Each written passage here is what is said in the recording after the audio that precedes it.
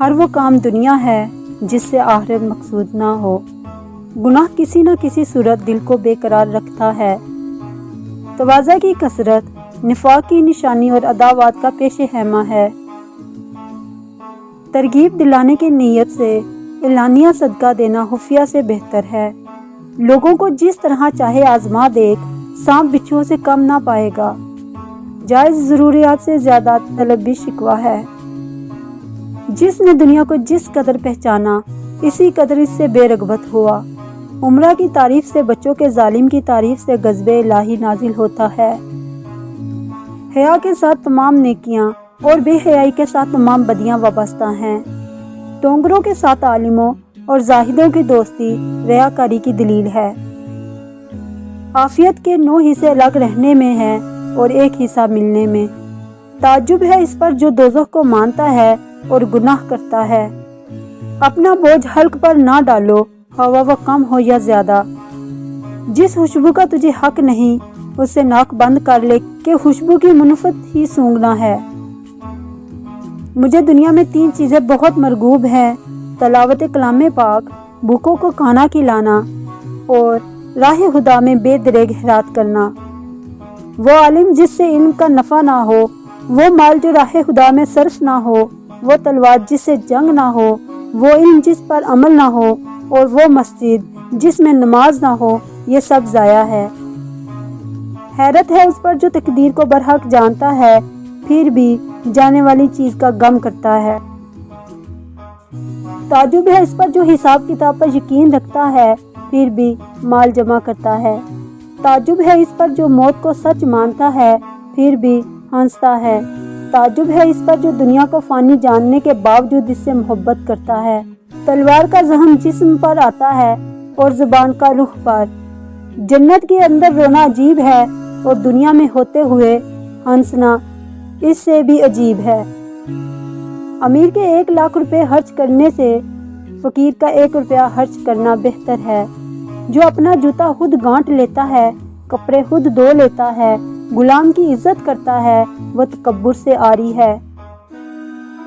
دوسروں کا بوجھ اٹھانا عابدوں کی عبادت سے بڑھ کر ہے۔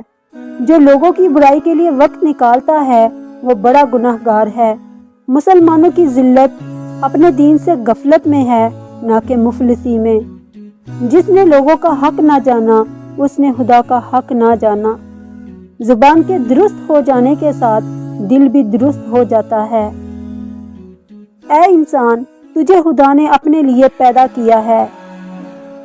جو شخص مصیبت کے وقت اول اپنی تقدیروں اور پھر حلقے خدا کی امداد سے عاجز آ کر خدا تعالیٰ کی جانب رجوع کرتا ہے، خدا تعالیٰ بھی اس کی طرف سے منہ پھیر لیتا ہے۔ خاموشی غصے کا بہترین علاج ہے۔ لوگ تمہارے عیبوں کے جاسوس ہیں۔ بدگو 3 آدمیوں کو مجروح کرتا ہے: اول اپنے آپ کو، دوم جس کی برائی کرتا ہے، سوم جو اس کی برائی سنتا ہے۔ قضا پر رضا دنیا کی جنت ہے۔ بعض دفعہ جرم معاف کر دینا مجرم کو اور بھی خطرناک بنا دیتا ہے۔ بہتر ہے کہ دنیا تجھ کو گناہ گار جانے بنسبت اس کے کہ خدا تعالیٰ کے نزدیک ریاکار ہو۔ جو دل پاک ہو جائے، وہ تلاوت قرآن پاک اور سماعت قرآن سے کبھی سیر نہیں ہوتا۔ متقی کی ایک علامت یہ ہے کہ وہ سب لوگوں کے لیے یہ سمجھے کہ وہ نجات یا جائز ہیں، اور اپنے لیے یہ سمجھے کہ میں ہلاک ہو گیا۔ عمدہ لباس کی حرص بڑھے تو کفن، عمدہ مکان کی خواہش سر اٹھائے تو قبر کا گھڑا، اور عمدہ غذاؤں کی طلب زیادہ ہو تو کیڑے مکوڑوں کی خوراک بننا یاد رکھنا چاہیے۔ ایسی بات مت کہو جو مخاطب کی سمجھ سے باہر ہو۔ حاجت مند غربا کا تمہارے پاس آنا خدا کا انعام ہے۔ حق پر قائم رہنے والے مقدار میں کم ہوتے ہیں، مگر قدر و منزل میں زیادہ۔ تو کتنا بھی مفلوق الحال ہو، لیکن مغلوب الحال کبھی نہ ہو۔ عیالدار کے اعمال مجاہدین کے اعمال کے ساتھ آسمان پر جاتے ہیں۔ نعمت کا نامناسب جگہ خرچ کیا جانا ناشکری ہے۔ جس شخص کو سال بھر کوئی تکلیف یا رنج نہ پہنچے، بس وہ جان لے کہ میرا رب مجھ سے ناراض ہے۔ ضائع ہے وہ عالم جس سے علم کی بات نہ پوچھیں، ضائع ہے وہ علم جس پر عمل نہ کیا جائے۔ اعمال عمل کا پھل ہے۔ سب سے بڑا خطا کار وہ ہے جو لوگوں کی برائیوں کو بیان کرتا پھرتا ہے۔